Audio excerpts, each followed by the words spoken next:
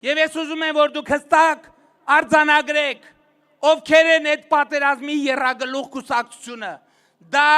նախկին 2007-2010 թվականի, 13 թվականի, չգիտեմ, նախկին այդ թվականների կոալիցիաներն են։ Ռոբերտ Քոչարյան, Դաշնակցություն, Գագիկ Ծառուկյան, ԲՀԿ իր թևերով, եւ հիմա ուժեղ Հայաստանը, որում ընդգրկված են նախ Սերժ Սարգսյանը, ուղիղ եւ բոլոր հանրապետական կուսակցությունը ուղիղ ձևերով ներգրաված է եւ աջակցում է։ Էլ չեմ ասում Կալուգացի օլիգարխի եղբայրը, Սերժ Սարգսյանի աշխատակազմի ղեկավարը եւ նաեւ հանրապետական խմբակցության ղեկավարն է եղել։ Ես ուզում եմ ձեզ ասել, որ իդեմս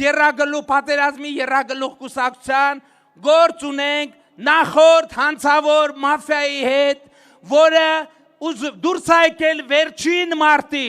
հասկանալով, որ այլևս ոչ մարտի մեկը, ոչ մյուս հանցագործությունների պատժից, ոչ թալանածը միջև վերջին կոպեկը վերադարձնելուց չեն կարողանալու խուսափել նրանք Ռոբերտ Քոչարյան, Սերժ Սարգսյան, Գագիկ Ծառուկյան, նաև Կալուգացի օլիգարխ դուրս են եկել վերջին մարտի, որպեսզի ձեզնից խլեն ձեզ պատկանող իշխանությունը, բայց ես համոզված եմ, դուք դա թույլ չեք տալու, որովհետև ես չեմ կարող հավատալ, որ դուք ձեզ պատկանող իշխանությունը կզիջեք քրյա օլիգարխիկ ռեժիմին, որը ջախջախված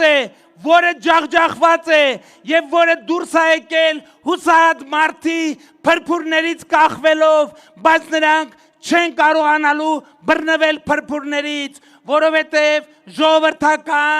ժողովրդական իշխանությունը ի վերջո նրանց բերելու է